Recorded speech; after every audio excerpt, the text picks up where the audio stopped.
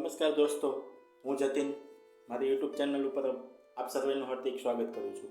આજે આપણે બનાવીશું છાશ સોડા। તો છાશ સોડા આપણે કેવી રીતે બનાવશું તે સ્ટેપ બાય સ્ટેપ જોશું। ચલો શરૂ કરીએ। છાશ સોડા માટે આપણે થોડુંક દહીં જોઈશે। તો દહીં મેં આટલું દહીં લીધેલું છે, આટલું બધું તો નહીં યુઝ થાય, પરંતુ આપણે તેને સ્મૂધ દહીં બનાવી દઈશું। જે આપણે પહેલાંના ટાઈમમાં જે જધણી હતી તે જધણી છે મારી પાસે, તેનાથી આપણે દહીંને સ્મૂથ બનાવશું। તમે બ્લેન્ડરનો પણ ઉપયોગ કરી શકો છો। આપણે દહીં એકદમ જે ક્રીમ હોય, ક્રીમ ટાઈપ, એ ટાઈપનું બનાવવાનું રહેશે।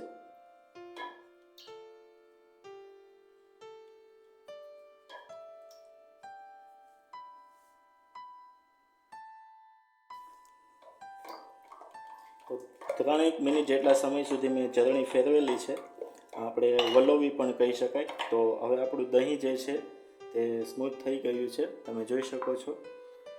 આપણે આટલું જ સ્મૂથ દહીં કરવાનું છે, જે આપણે ગોરવું કહીએ છીએ તે ગોરવા ટાઈપ દહીં આપણું રેડી છે। હવે આપણે તેને કપમાં લઈ લઈશું।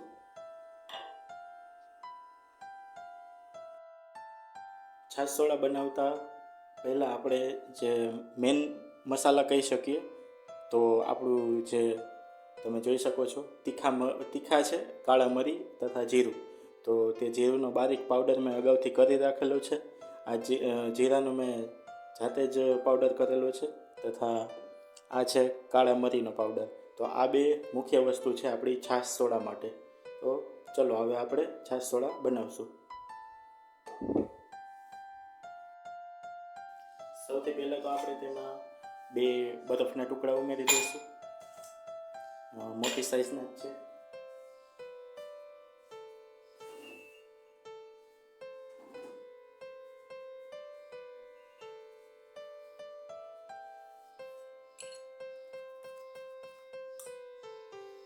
ત્યારબાદ એક નાની ચમચી છે સીંધો મીઠું ઉમેરી દઈશું।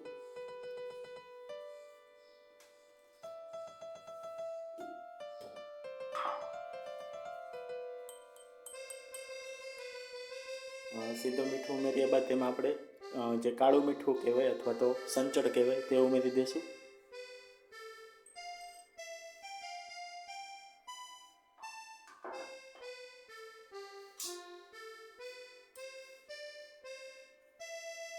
ત્યારબાદ અડધી ચમચી છે તે જીરાનો પાવડર ઉમેરી દઈશું।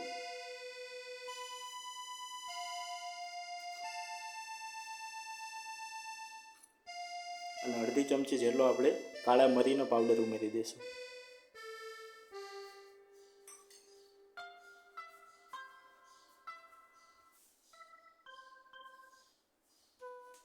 હવે આપણે જે દહીં આપણે સ્મૂથ બનાવેલું એકદમ ક્રીમ ટાઈપનું, તે 1 કપ છે, તમે જોઈ શકો છો। આ 1 કપ દહીં તે ઉમેરી દઈશું।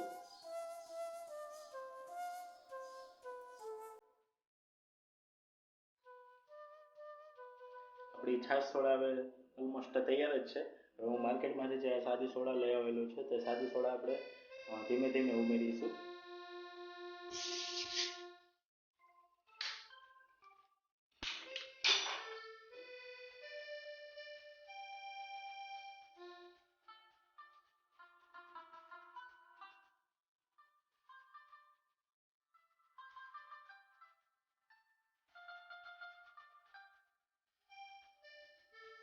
સાદી સોડા ઉમેરી સાથે ધીમે ધીમે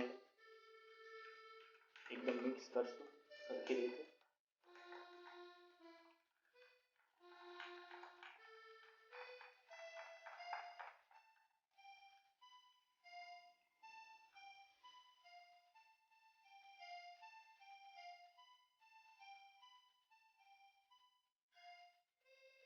જરૂર જણાય તો થોડી સોડા ઉમેરી દઈશું। તો આ આપણી છાશ સોડા ઓલમોસ્ટ તૈયાર જ છે। જો તમે પણ આ રીતે ઘરે બનાવો છાશ સોડા તો મને જરૂરથી જણાવજો।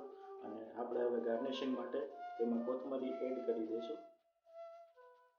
આ જે કોથમરી આપણે ઉમેરીએ છીએ તે ઓપ્શનલ છે, પણ ટેસ્ટ બહુ સારો આવશે।